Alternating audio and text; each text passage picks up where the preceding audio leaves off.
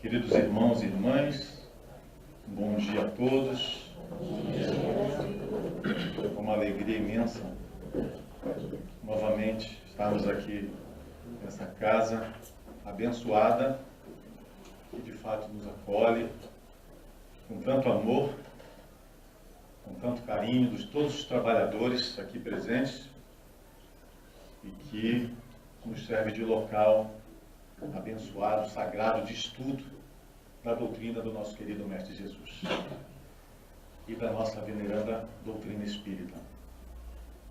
No dia 11, agora de maio, um sábado, 15, né?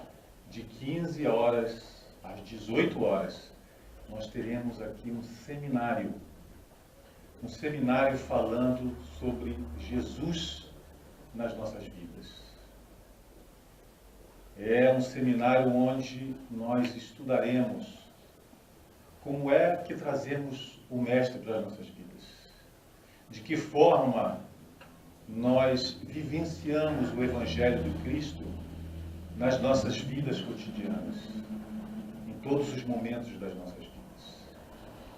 E além da reflexão de como nós vivemos o Cristo em cada instante das nossas vidas até hoje, nós também faremos, claro, reflexões de como poderemos vivenciar melhor esses ensinos do nosso Cristo, em todos os momentos das nossas vidas. São 3 horas, de 15 às 18, mas não imaginem que nós vamos ficar sentados assistindo 3 horas alguém falando, porque se eu falasse por 3 horas até eu ia sair correndo. Podem ficar tranquilos, será um trabalho muito dinâmico, com a participação daqueles que quiserem se sentirem à vontade. Então, justamente pelo tema abordar Jesus nas nossas vidas cotidianas, no nosso dia a dia, é que há necessidade da participação de todos aqueles que se sentirem à vontade. Porque às vezes a gente imagina, meu Deus, é tão tema importante, mas eu vou ser obrigado a falar. Não, eu não vou, porque vai que ele me chama, né? Vai que ele me pede para colaborar. E tem gente, nós sabemos, que tem verdadeiro pânico de microfone, de ficar aqui na frente, né? E só vão ser chamados, claro, aqueles que quiserem colaborar, que se sentirem à vontade para colaborar. Mas de forma simples, singela, mas que contextualize os ensinos do Cristo nas nossas vidas. E como hoje é domingo de Páscoa, não poderíamos deixar de falar de Jesus, da Páscoa em si, né? O que é a nossa Páscoa? Que comemoração é essa que nós iniciamos de forma mais viva na sexta-feira da Paixão, passando pelo sábado de Aleluia e culminando hoje com o domingo de Páscoa? Páscoa, em hebraico, significa libertação. E a Páscoa, na verdade, já existia antes do Cristo. Ela era a comemoração dos hebreus pela libertação do povo hebreu do Egito, da escravidão do povo hebreu no Egito. Então, significando a palavra libertação, a Páscoa é, para os judeus, justamente essa comemoração da libertação do povo de Israel, do povo hebreu, da escravidão lá no Egito. E para os cristãos, o que seria então a Páscoa, se ela tem início, a comemoração, e o significado dela é a libertação do povo hebreu, dos judeus, lá do Egito, da escravidão do Egito? Jesus foi crucificado às vésperas da Páscoa, da comemoração da Páscoa em Israel. E havia muita gente na cidade. A cidade estava lotada quando Jesus foi crucificado. Não por acaso, muitos serviram de testemunha do suplício do nosso Mestre. E para os católicos, para os evangélicos e para muitos outros cristãos, irmãos nossos, A Páscoa significa justamente essa libertação. Só que ao invés da libertação do Egito, da escravidão do Egito, a libertação do nosso Cordeiro, o Cordeiro de Deus, como se refere o evangelista João no capítulo 1 do seu evangelho. O Cordeiro de Deus, se referindo a Cristo. Porque nessa comemoração dos hebreus, eles sacrificavam um cordeiro para agradar a Deus em comemoração a essa libertação do Egito. Então, o evangelista João faz essa analogia com Cristo no capítulo 1 do seu evangelho, dizendo que o Cristo seria esse Cordeiro de Deus, o enviado do Pai. E João se refere a Jesus como nessa característica de mansuetude, de brandura. Por isso ele chama Jesus de Cordeiro. Por isso ele diz no seu capítulo 1 que Jesus é esse Cordeiro enviado pelo Pai para nos salvar. Mas às vezes, muitas vezes, nós confundimos esse significado que o evangelista João quis nos dar. E nós dizemos que esse Cordeiro, Jesus, veio ao mundo para ser sacrificado, assim como os cordeiros, animais, eram sacrificados pelos hebreus para a comemoração da Páscoa, da libertação da escravidão. Então João se referiu a Cristo, a Jesus como Cordeiro, falando da sua brandura, da sua mansuetude, e não que ele tivesse sido enviado à terra fatalmente para ser morto, assassinado e dado em sacrifício para nós, para que nos fosse tirado de todos nós o pecado, para que fosse tirado o pecado do mundo. Deus não enviou Jesus para o sacrifício, para o sangue. E nós podemos perguntar então, mas por que então, se Deus não enviou Jesus para o sacrifício, para a morte, por que é que os profetas nas Escrituras, no Antigo Testamento, já previam que Jesus pereceria dessa forma? Por que se diz que foi cumprida uma profecia?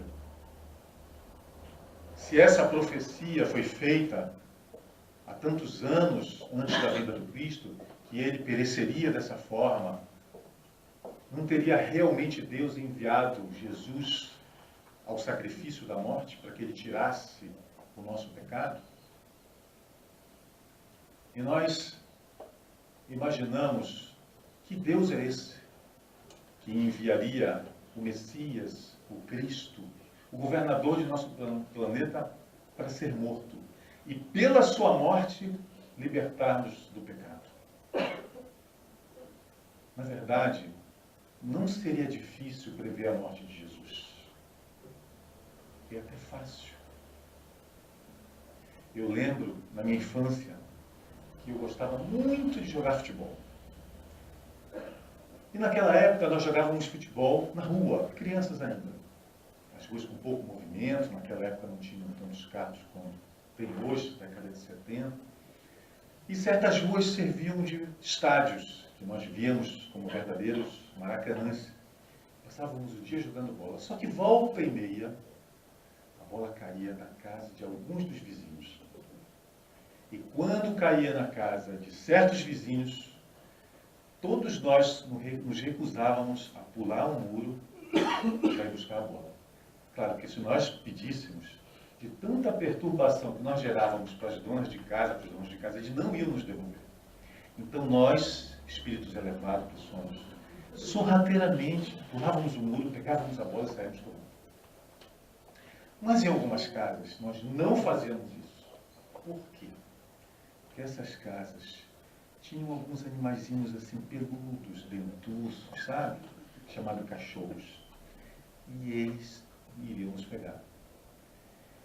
Um dia, a bola caiu numa casa que tinha 2 cachorros muito bravos, muito bravos. Eles eram pretos e aterrorizantes. Ninguém chegava perto daquela casa. E a bola caiu lá. E me disseram, vai lá buscar. E como era um feriado desse, eu disse, perdemos essa bola. Aqueles cachorros são ferozes. Disseram, não, você não está entendendo. Eles viajaram por causa do feriado e levaram os cachorros. Mas como eles levaram aqueles cachorros? Muito grande. Não, eles levaram porque eles protegem a casa deles de praia também. Eu disse, bom, você não tem cachorro, eu vou. Era a minha vez, né? Porque era um rodízio, né? Rodízio da delinquência de pular a casa dos outros, né? Daí eu, mais uma delinquênciazinha aqui, eu pulei a cara, pulei o muro. E tranquilamente peguei a bola. Quando eu olhei, a uma distância de uns 3 metros, os 2 estavam parados, me olhando. Negros, uns olhos negros, quase que falando, dizendo, te pegamos. O muro devia ter uns 2,5 metros de altura, mais ou menos, eu era bem pequeno. Eu olhei para eles, olhei para o muro, e aí ficou aquela dúvida. Quem corria antes? Eu ou eles? Eu corria antes para pegar, para subir o muro, ou eles correriam antes para me pegar? E eu disse, eu vou dar o primeiro passo, porque eu saio na frente, embora eles fossem rápidos. E aí eu imaginei, como é que eu vou pular esse muro sem ajuda? Porque eles iam me jogar uma madeira para eu puxar, eu ser puxado pela madeira e pegar no topo do muro para pular. Quando eles viram os cachorros, eles me abandonaram. Ninguém quis ficar nem com a madeira. E eu olhei para o muro, isso é impossível escalar esse muro. Morri. Eu morri, eu e a bola. Mas, eu não sei, eu acho que o meu anjo da guarda deve ter apoiado assim as mãos, colocado na perna, para eu dar um salto, conseguir pegar no muro. E eu consegui. E desci, me joguei lá de cima do outro lado, tudo quebrado. E fiquei imaginando, meu Deus, nasci de novo. Não é a mensagem da paz para renascer? Aquele dia eu nasci de novo. E os cachorros ferozes do muro, por pouco, né? Acho que eles tiraram um pedaço da minha unha, mas eu consegui escapar.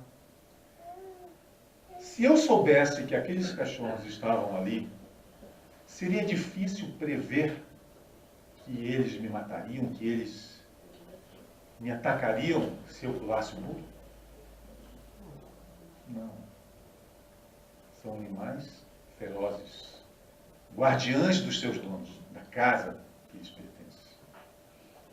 Da mesma forma que quando Jesus veio ao mundo, ele encontrou espíritos, almas encarnadas, espíritos encarnados primitivos, ferozes nos interesses de proteger o poder que eles acreditavam possuir, cheios de inveja, de orgulho, que jamais aceitariam, é claro, um Messias, alguém que viesse ao mundo para nos salvar, alguém que se dissesse superior a eles. Quem ousaria na época dizer que seria superior ao sumo sacerdote? Superior aos doutores da lei, como o próprio Saulo? Fácil, portanto, seria prever que Jesus seria imolado, seria ultrajado e mesmo assassinado na sua vinda para a Terra. Bastando olhar os espíritos que nela estavam, na Terra, estavam encarnados na época de sua vida. Mas Deus não enviou Cristo para ser morto e para que o seu sangue, como alguns acreditam, sirva de livramento, para que a sua morte nos salve dos nossos pecados, salve o mundo dos pecados. Não foi pela morte do Cristo que nós fomos salvos. Jesus veio ao mundo não pela morte para nos salvar, mas pela vida. Pela vida que ele teve, pelos ensinamentos dele. Não foi a sua morte e nem o seu sangue, como creem alguns, que nos salvam, que nos salvaram, mas sim a sua própria vida, a vivência dos ensinos dele, o seu próprio evangelho. Foi a vida do Cristo e não a morte que nos salvou. Por isso, ele é o caminho. para a verdade, que liberta, e para a vida verdadeira. Foi para isso que o Cristo veio. Mas mesmo assim, nós, aqui na Terra, os cristãos, nós comemoramos, ou melhor, celebramos, né, a vinda do Cristo, lembrando da sua morte, da Via Crucis, do caminho que ele fez depois de condenado, do Sinédrio, do lugar dos juízes, da Suprema Corte dos judeus, passando pela Via Crucis, sofrendo todos os ultrajes, imolações, pelas quais ele passou por nós, até a chegada no Calvário. O que quer dizer caveira, o Monte Calvário, ou Monte Calvário em latim, e Gólgota, caveira, em aramaico. Era conhecido aquele lugar como o Monte do Gólgota, o Monte da Caveira, que ficava a cerca de 15 metros de altura em relação a onde as demais pessoas ficavam, em relação à cidade, e por isso a imagem de Jesus crucificado no alto, porque de fato aquele monte ficava a 15 metros, cerca de 15 metros de altura, para que quando aqueles que fossem crucificados passassem pelos martírios, eles servissem de exemplo aos demais para que não cometessem, segundo a lei deles, dos judeus, os mesmos equívocos que teriam cometido aqueles que foram crucificados. Então Jesus saiu do Sinédrio, passando pela Via Crucis, sendo crucificado lá no Calvário, lá no Monte do Gólgota, e nós lembramos todos os anos dessa passagem muito triste do Cristo, que não veio para ser assassinado, mas para nos dar o exemplo e nos libertar pela vida.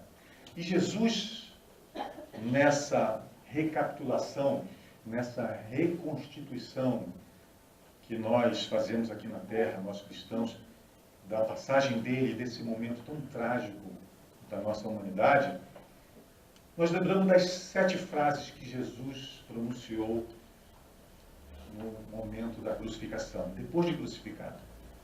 E todos os anos nós lembramos delas.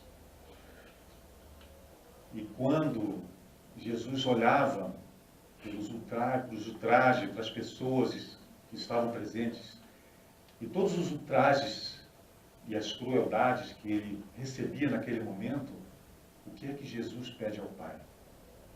Pai, perdoa-os, eles não sabem o que fazem. E nós lembramos então de Atos dos Apóstolos, lá no capítulo 3, que nós, enquanto somos inocentes, enquanto não sabemos o que fazemos. Veja a sabedoria de Cristo, ele diz, perdoa-os, eles não sabem o que fazem. E é o mesmo que Jesus diz antes de ser crucificado aos fariseus em conversa, quando Jesus dá a entender que muitos não tinham o conhecimento da verdadeira lei, e os fariseus orgulhosos perguntaram, dizes que não sabemos? Que não conhecemos? E Jesus disse a eles, aos fariseus, respondendo com autoridade e serenidade, se não soubesseis, não teríeis pecados. Mostrando-nos da responsabilidade daqueles que sabem. Dizendo aos fariseus, sim, vocês têm pecados, porque vocês sabem, vocês conhecem a lei, vocês conhecem o decálogo, vocês conhecem as Escrituras, e ainda assim agem de forma contrária.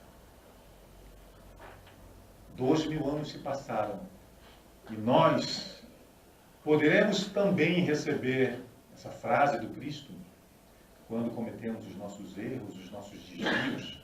Nós poderíamos dizer também, nós, por nossa vez, Pai, perdoa-nos, nós não sabemos o que fazemos. Se nós temos Moisés, se nós temos Jesus, se nós temos a doutrina espírita nas nossas vidas, a primeira, a segunda e a terceira revelação, poderíamos nós alegar desconhecimento da lei que rege o universo? Da lei de justiça, amor e caridade que rege o universo? Poderíamos nós dizer, diante das nossas faltas, desde as mais simples até aquelas mais graves, que nós não conhecemos a lei, por isso merecemos ser perdoados pelo Pai? E na cruz, no momento de agonia, tendo do seu lado esquerdo, na outra cruz, puseram 3 gestas que blasfemava sem parar, gritando impropérios para todos quantos pudessem ouvir. Do lado direito do Cristo, Dimas, aquele ladrão que levou tanto sofrimento à sua mãe, Tamar. Vendo Jesus na sua grandeza, diante daquele sofrimento imenso, olhar para os seus próprios algozes e dizer: Pai, perdoa-os, eles não sabem o que fazem. Dimas, profundamente impressionado e arrependido da sua vida, olha para o Cristo e diz: Senhor, lembra-te de mim quando entrares no paraíso. E nós lemos a resposta do Cristo na própria Bíblia. Como? Em verdade te digo, ainda hoje estarás comigo no paraíso. E nós pensamos, mas que justiça é essa a que Jesus se refere nesse momento?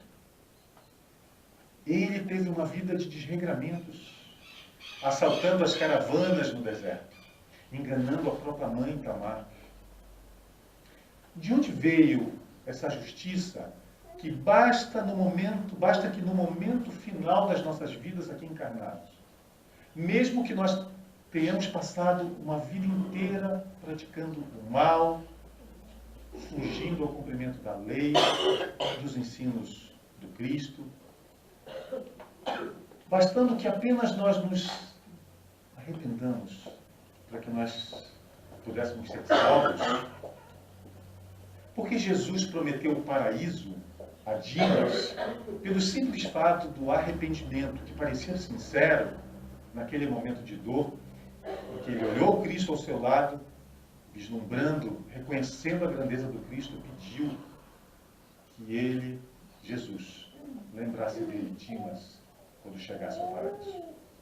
Porque Jesus teria prometido, não seria para nós todos um incentivo a que nós relaxássemos o nosso ser moral, emocional, os nossos pensamentos, atitudes, e vivêssemos a vida da maneira que nos aprovesse, sem nos preocuparmos com a moral cristã, nos ensinos do Cristo, de Moisés, da doutrina espírita, bastando que para isso nós tivéssemos a certeza de que se naquele último momento, in extremis, da nossa vida física, nós nos arrependêssemos, nós fôssemos para o paraíso, não seria isso um grande incentivo a que nós relaxássemos quanto à nossa transformação moral?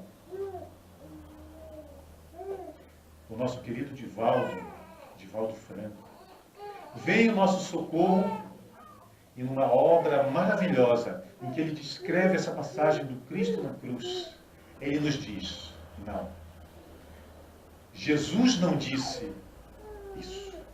Jesus não disse, em verdade te digo, ainda hoje estarás comigo no paraíso. Jesus disse, em verdade te digo hoje, vírgula, estarás comigo no paraíso. Vejam que a colocação de uma vírgula, uma palavra antes, muda o sentido de toda a nossa existência. E faz sentido com a justiça de Deus. Em verdade te digo que ainda hoje, ou em verdade te digo que hoje estarás comigo no paraíso. É muito diferente de em verdade, te digo hoje, estarás comigo no paraíso. Aí sim, a justiça de Deus. Jesus prometendo a ele que um dia ele estaria no paraíso com Jesus. Um dia. Porque Jesus reconheceu o arrependimento de Dimas. Sincero arrependimento. Então, Jesus promete a Dimas, falando-nos implicitamente da própria reencarnação, de que o nosso Deus, sendo o Deus das oportunidades eternas e não das penas eternas, Jesus diz a Dimas que ele terá sim novas oportunidades de reparação dos erros que ele cometeu e de refazimento, de transformação dele, para que ele conheça o amor universal. Como nós poderíamos habitar no paraíso se sequer conhecemos o amor que o Cristo nos ensinou? Como nós poderíamos deixar o nosso rastro de débitos tão grandes, onde tantos irmãos nossos foram feridos e prejudicados por nós, para que outros ajustem as contas? Então a promessa de Jesus para Dimas não é que ele, pelo arrependimento simples, estaria no reino dos céus, mas que pelo fato, pelo seu arrependimento verdadeiro, porque Jesus sondava os nossos corações, sonda os nossos corações e as nossas mentes, pela percepção do Cristo de que aquele arrependimento era verdadeiro, um dia estaria no reino dos céus, quando quitasse os seus débitos, reparasse as suas dívidas e se transformasse pelo Evangelho de Cristo. E alguns instantes depois, nos conta Divaldo, o soldado romano se aproxima, Longinos, e com uma lança atinge Jesus, do lado esquerdo. Nos dias de Divaldo, entre a terceira e a quarta verba, para apressar a desencarnação. Porque no outro dia haveria Páscoa. E eles não podiam esperar que aqueles três, Jesus, Gesta e Dimas, ficassem crucificados ou demorassem horas ali, estragando a comemoração da Páscoa dos judeus. E para apressar, Longinos então acerta, o soldado acerta Jesus para que o processo de desencarnação, de morte do corpo físico, se desse de forma mais célere. E Maria, que estava próximo a Jesus, grita de dor: meu filho, o que fizeram contigo? O que os homens fizeram contigo? Jesus, pendendo a cabeça, quase sem conseguir falar, diz: mulher, apontando para João Evangelista, o mais novo dos apóstolos, então com cerca de 18 anos, que estava ao lado de Maria. O único dos apóstolos que teve coragem de não abandonar o Cristo até o momento final. E ele diz a ela: mulher, aí está o teu filho. Olhando para João.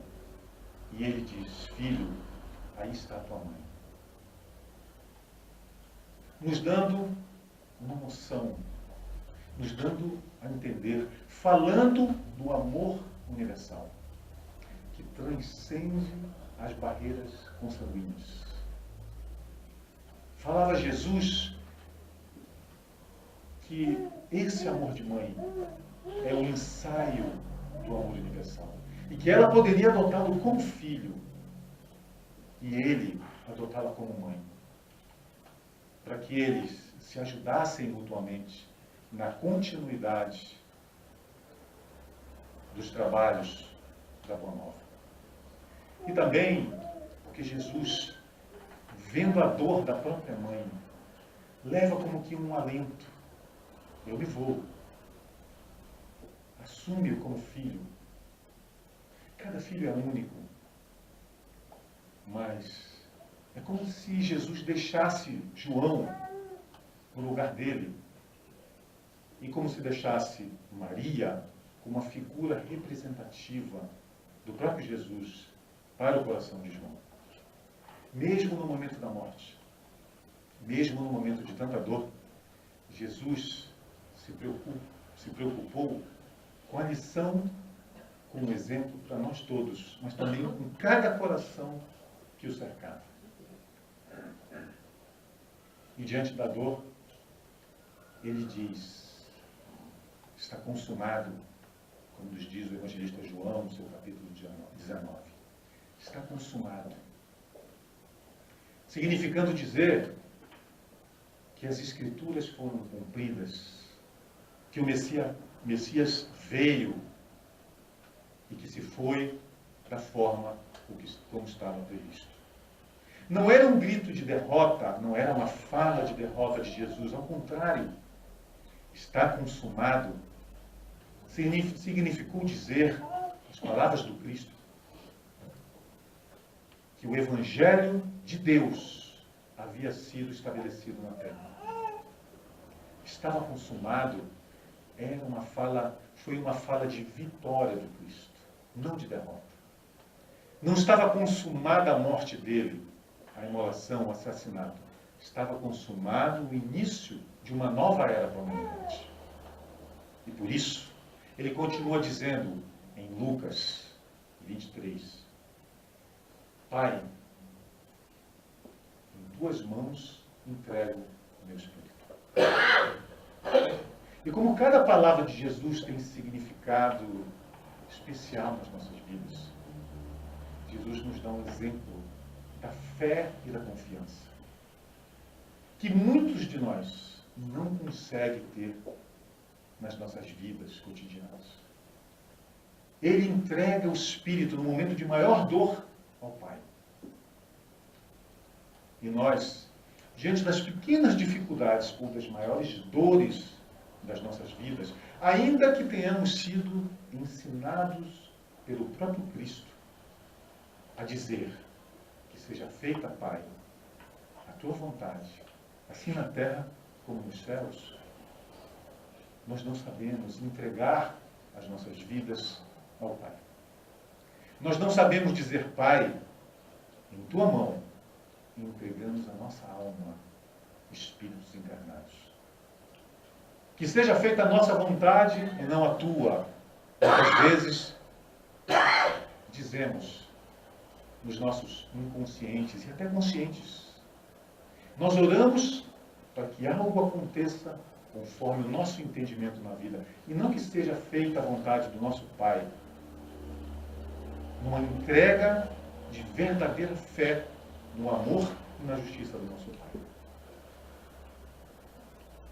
Então Jesus nos traz mais essa lição no momento do seu suspiro último. E então nos conta Divaldo nessa obra maravilhosa, Vivências de Amor em Família, que o céu escurece. Nuvens tenebrosas fecham o lugar, impedem a passagem da luz solar, e o dia se transforma quase que como em noite. E se ouve então uma frase: meu Deus, por que me abandonaste? E desde o primeiro momento, em minha infância, quando eu ouvi falar do Cristo pelas primeiras vezes, eu pensei, por quê? Por que o Cristo se acreditou abandonado por Deus? Não foi ele que falou a Maria, na porta da casa, quando ela foi buscar no Sinédrio uma ocupação para Jesus, com a sua prima Marta e o seu marido? Não foi o próprio Jesus que a esperou na porta de casa e dizendo, o que queres de mim? Já não te dei provas da minha perfeita comunhão com o Pai? Por que Jesus duvidaria então, se essa perfeita comunhão entre ele, Jesus e o Pai existe? Por que Jesus duvidaria e diria, por que me abandonaste? E porque Jesus nunca mentiu para nós, eu acreditava que essas palavras fossem verdadeiras. ele estava perguntando ao Pai por que o Pai o teria abandonado naquele momento. E isso não casava com a grandiosidade do Cristo. Como Cristo duvidaria da comunhão dele próprio com o Pai? Como o Pai o abandonaria quando ele veio ao mundo pela vontade do próprio Pai? Mas nós precisamos nos aprofundar com um entendimento melhor dessa frase. Meu Deus, por que me abandonaste? E nós vemos que essa frase, ela está contida em Mateus 27 e Marcos 20. E se nós pensarmos um pouquinho, nós veremos que Mateus não estava próximo a Jesus no momento derradeiro, quando Jesus teria dito essa frase. E nem tampouco Marcos. O único dos apóstolos que estava à frente do Cristo no momento extremo era João. E o que está escrito em João?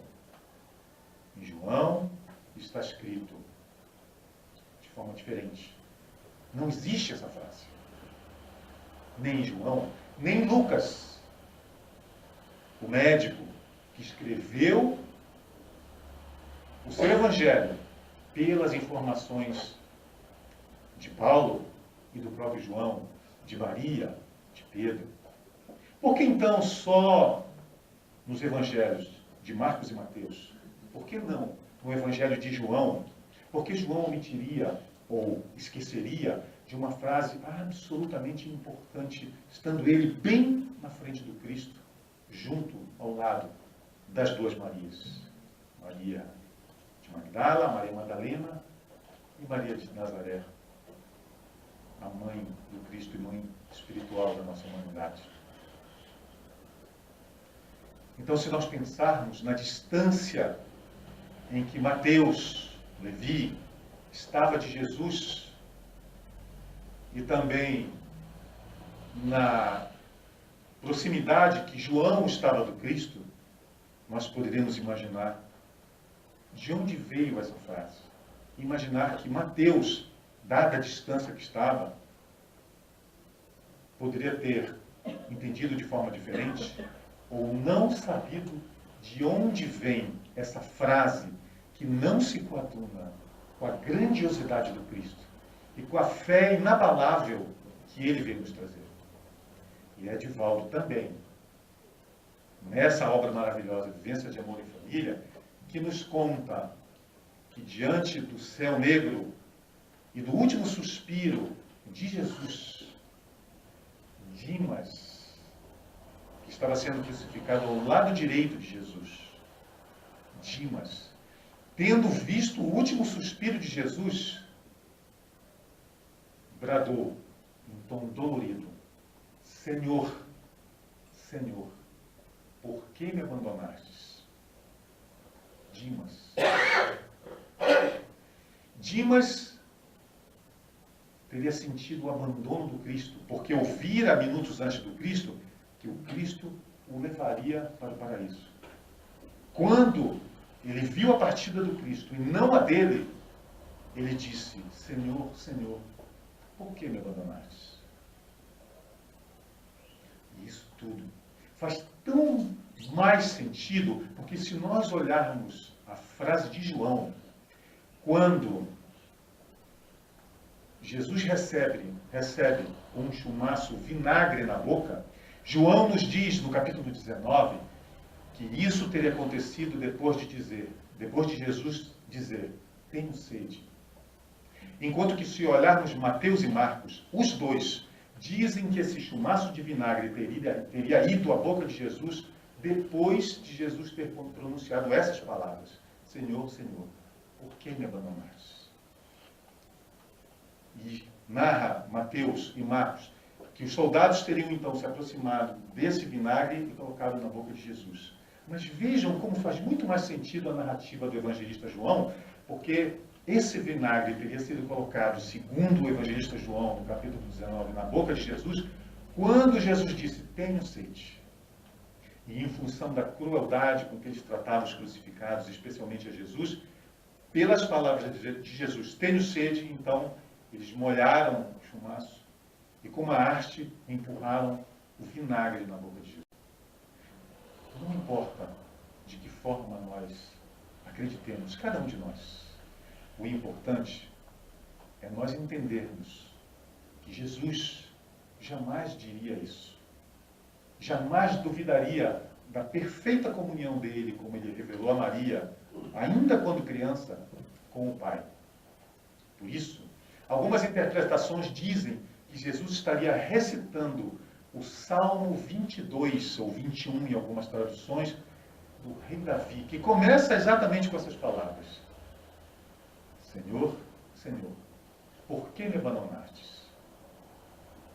E que, na verdade, Jesus recitando esse salmo na visão daqueles que acreditam assim, Jesus estaria reafirmando a fé dele em Deus quando lêssemos o restante desse Salmo 22. Mas, lendo esse salmo, refletindo sobre ele, em nenhum momento Davi refaz o que disse no início do salmo.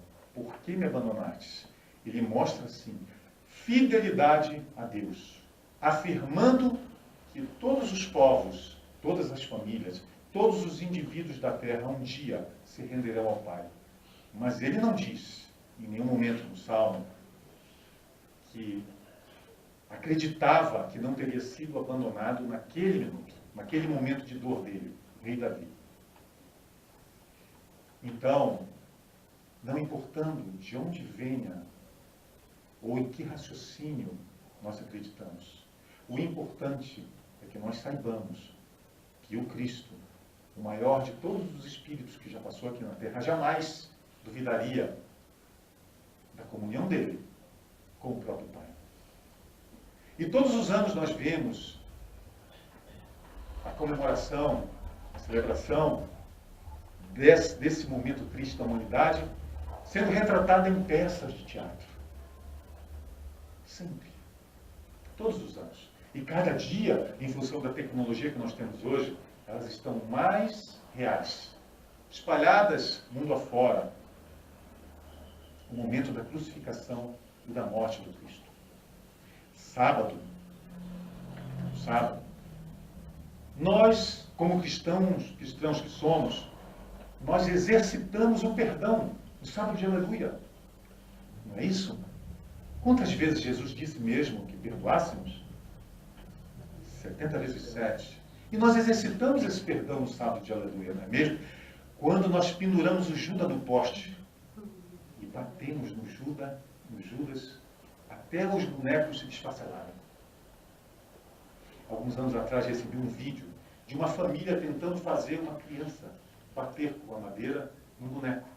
E ele se recusava até que um dos familiares pegou a mão da criança e bateu. A primeira batida, essa criança caiu em pranto convulsivo, não aceitando bater no Judas. Mas, como eu disse, em função da nossa tecnologia, essas representações que nós fazemos todos os anos estão cada vez mais ricas em detalhes.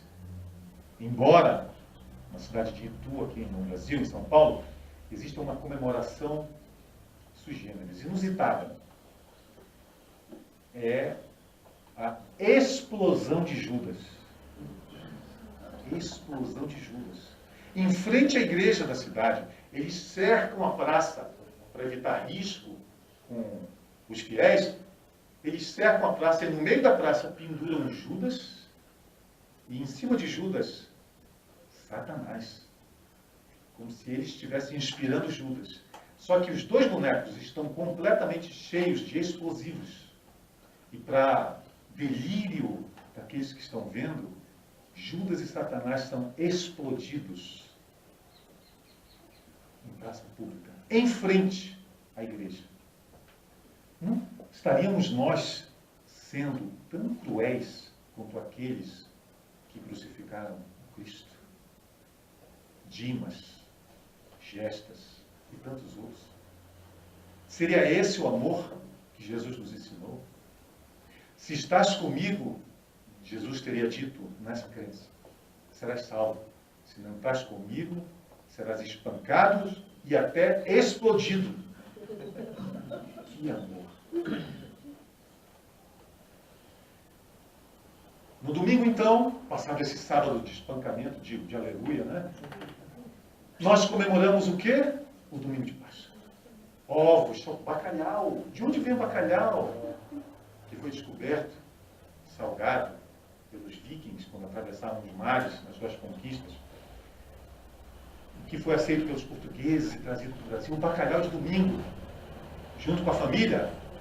Os ovos, o coelho, o chocolate, o almoço em família e a comemoração. Então nós convidamos para o nosso almoço quem? O coelhinho. Não é o que nós fazemos no domingo, no dia de Natal? Quem é que nós convidamos para o nosso Natal? Papai Noel. E na Páscoa? O coelhinho. Claro, o coelhinho. Afinal de contas, o coelhinho não representa reprodução? E o ovo não representa nascimento ou renascimento? Então, coelho, ovo e chocolate, que é gostoso. Será que nós estaremos esquecendo de alguém? Quem seria? Jesus.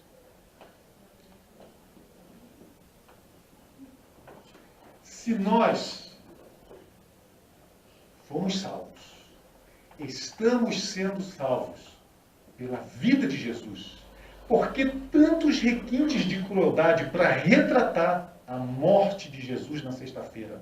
E por que no domingo Jesus é completamente esquecido? E trocado por um coelho que nós sequer sabemos o nome. E depois tem mais uma, né? Ovo, coelho. Olha, lá na minha terra nós gostamos muito do prato chamado pato no tucupi. Já ouviram falar? É o prato mais famoso lá de Belém. Pato no tucupi. Daí, a gente brinca desde criança. Se um pato botar um ovo numa ladeira, esse ovo desce ou sobe? O que vocês acham? Pato não põe ovo. E coelho põe ovo? Nem vê esse ovo. O ovo já vem desde a época de muito antes de Jesus. Muito antes.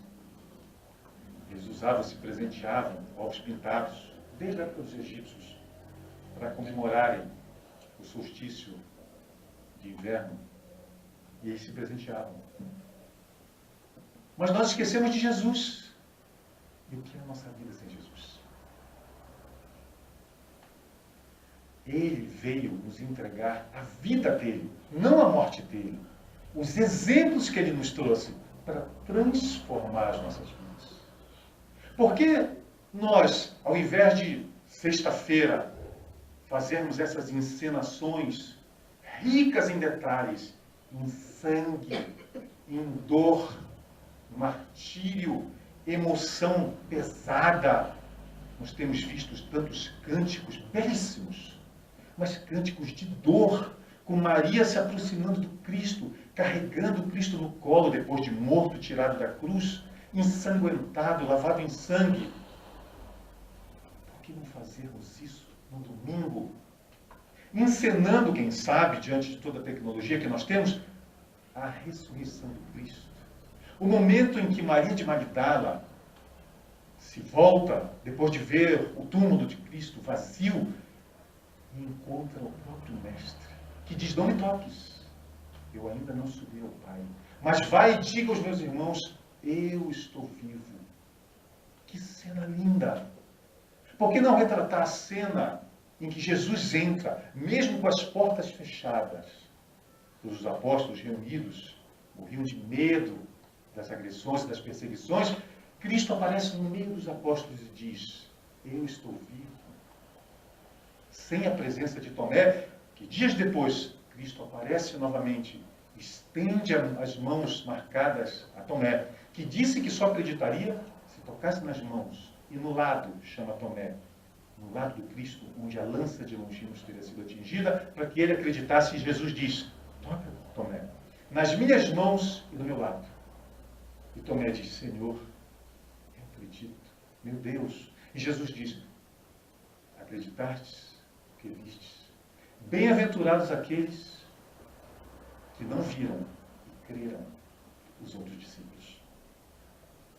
Por que não retratarmos, como nos disse a leitura de Emmanuel, belíssima no início do nosso estudo de hoje, do nosso encontro de hoje, a aparição do Cristo ao lado dos dois discípulos na estrada de Emaús. A belíssima imagem de Jesus cortando o pão. E essa repartida do pão foi o que levou os discípulos a conhecerem o Mestre. Que belíssimo seria nós retratarmos essas histórias. A aparição de Jesus no lago de Genezaré, dizendo a Simão Pedro, lança a rede do outro lado, se passastes o dia sem peixe, e a rede volta cheia de peixes. Por que não retratar a vida do Cristo e não a morte do Cristo? Nós, irmãos, precisamos trazer essa vida do Cristo, essa vivência do Evangelho para as nossas vidas todos os dias, para as nossas vidas cotidianas todos os dias. Entrando no elevador, essa semana, entrou um jovem com uma roupa de um colégio religioso, e eu brinquei, e ele na presença do pai, com um livro embaixo do braço que eu não tinha visto qual que era, e eu brinquei com ele. É verdade que todo mundo que estuda nesse colégio vira santo? Ele, não. E o pai disse, longe disso, né?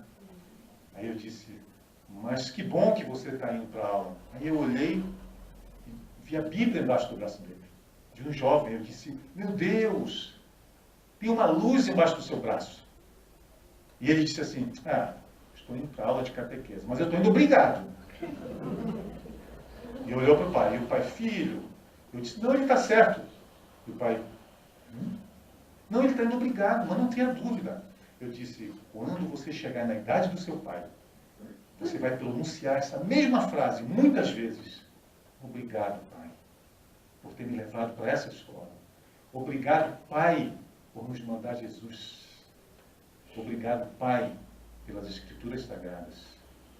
E eu disse a ele, você vai pronunciar muitas vezes obrigado, porque de todas as ciências que você possa estudar, física, matemática, química, biologia, línguas, uma delas você vai aplicar em todos os instantes da sua vida. E é essa que está debaixo do seu braço. Isso é a luz da sua vida. É isso que vai transformar a sua vida. É isso que vai te livrar das aflições. E daquelas em que nós não podemos ser livrados, é isso, são essas escrituras, são essas palavras que vão nos sustentar. E o pai, por trás, fez assim. E o filho partiu para a aula, pensativo e preocupado com o que ele mesmo tinha dito. Irmãos, é isso que representa a Páscoa para nós, almas encarnadas, almas espíritas, e para também todos aqueles que nos amparam, que estão aqui presentes conosco. Os espíritos espíritas é a renovação. Mas não no dia de Páscoa e de Natal, quando são convidados Papai Noel e Coelhinho, todos os dias nas nossas vidas. Nós precisamos passar os nossos pensamentos, os nossos sentimentos, as nossas palavras, os nossos gestos, os nossos olhares. Cada gesto nosso, nós precisamos passar a luz do Evangelho do Cristo, a luz dos ensinos do Cristo. Foi para isso que ele veio aqui, para nos salvar pela sua vida, não pela sua morte.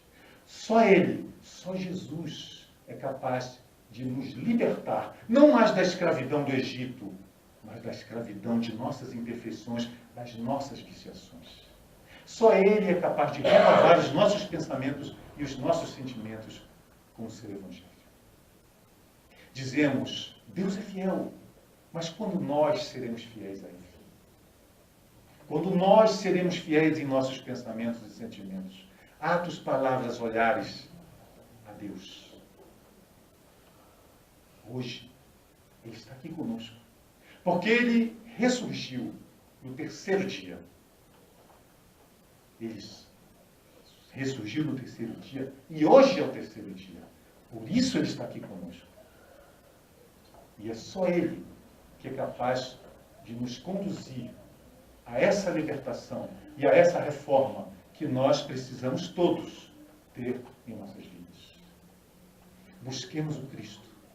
Convidemos o Cristo para o nosso encontro hoje, amanhã, na semana, no mês, para o resto das nossas vidas. Convidemos o Cristo. Busquemos ao Cristo. Porque só Ele nos liberta e nos renova. Porque Ele é a luz das nossas vidas. Ele é a luz do mundo. Então, eu convido a todos os irmãos a que fechemos os nossos olhos para agradecer ao nosso Pai Celestial por esse dia tão importante nas nossas vidas, quando nós comemoramos a ressurreição do seu enviado, de nosso Salvador, da luz do mundo. Jesus, Mestre querido, te agradecemos do fundo de nossos corações pela sua vinda, mas especialmente pela sua vida. Te agradecemos, Mestre querido, por cada palavra, por cada gesto, por cada olhar, pelo amor que nos ensinastes. Te agradecemos, Mestre querido, porque só tu és o caminho para a verdade que liberta e para a verdadeira vida. Ninguém, Mestre, já o sabemos, irá ao Pai senão por ti. Que possas, Mestre querido, ressurgir em nossas vidas a partir de hoje, não mais de amanhã. Porque sabemos, nunca nos abandonaste, assim como o Pai nunca te abandonou. Nós, Mestre querido, é que tantas vezes te abandonamos. Por isso te pedimos, Mestre querido, fica conosco. Ajuda-nos na nossa verdadeira libertação, a libertação de nós mesmos, na nossa verdadeira renovação, à luz do teu Evangelho de Deus. Fica conosco, Mestre amado, agora e sempre.